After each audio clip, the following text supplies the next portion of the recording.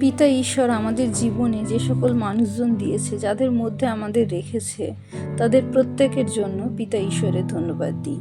পবিত্র বাইবেল হিতোপদেশ 18 অধ্যায় 21 পদে সলোমন বলেন, মরণ ও জীবন জিহ্বার অধীন, যাহারা তাহা ভালোবাসে তাহারা তাহার ফল ভোগ করে।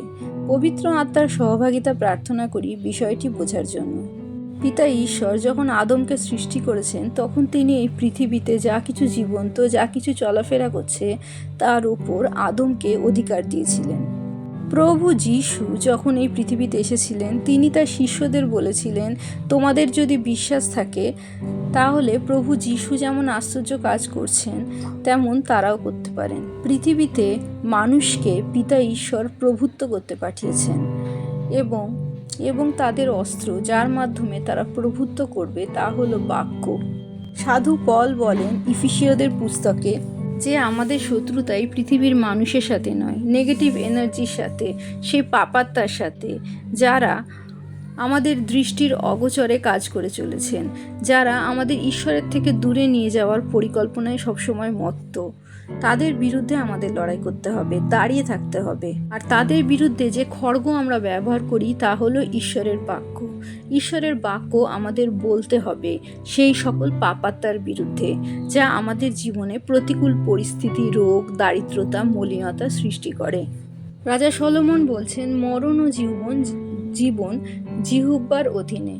আমরা যখন প্রতিকূল পরিস্থিতির মধ্যে পড়ি, তখন সেই প্রতিকূল পরিস্থিতি বা কোনো রোগের সম্পর্কে আমরা চর্চা করতে পারি, যে আমাদের কি হয়েছে তা নিয়ে আমরা বারবার আলোচনা করতে পারি, মনে দুঃখ পোষণ করতে পারি এবং আমাদের চারপাশের মানুষদের দুঃখার্ত, বিচলিত, বিব্রত করতে পারি।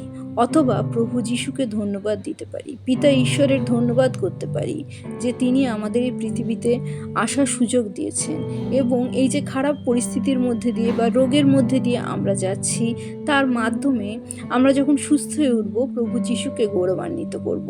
কারণ আমরা প্রভু যীশুতে সুস্থ, কিন্তু পাপাতার সাথে লড়াই করছি।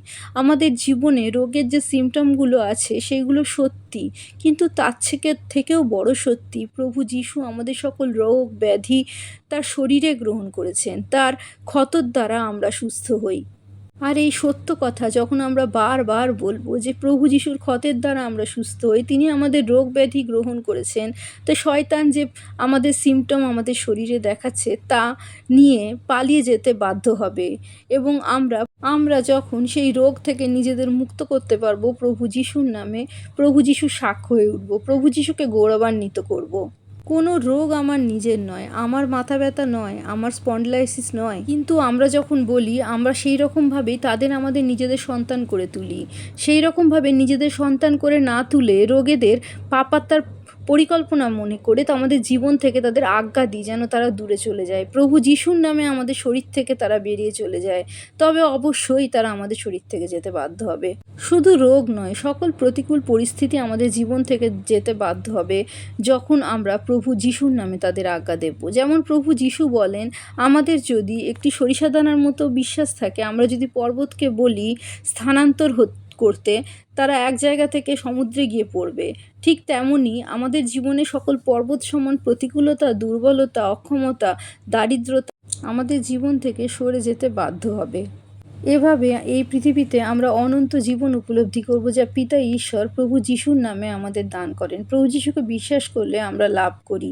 কিন্তু যদি যে কোনো পরিস্থিতিতে, প্রতিকূল পরিস্থিতিতে আমরা সন্দেহ করি পিতা ঈশ্বরের ওপর, প্রভু যীশুকে বিশ্বাস না করি এবং আমাদের ভবিষ্যতে কি খারাপ ঘটবে তা ভেবে ভয় পাই, তখনই আমরা আমাদের জীবনে মরণকে, মৃত্যুকে, শয়তানকে আহ্বান জানাচ্ছি।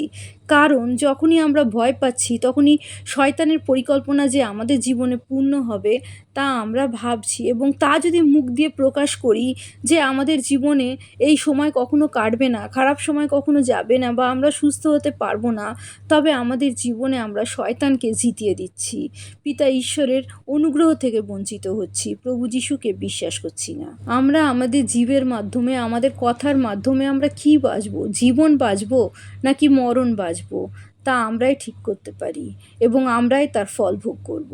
প্রভু যীশুর জয় হোক।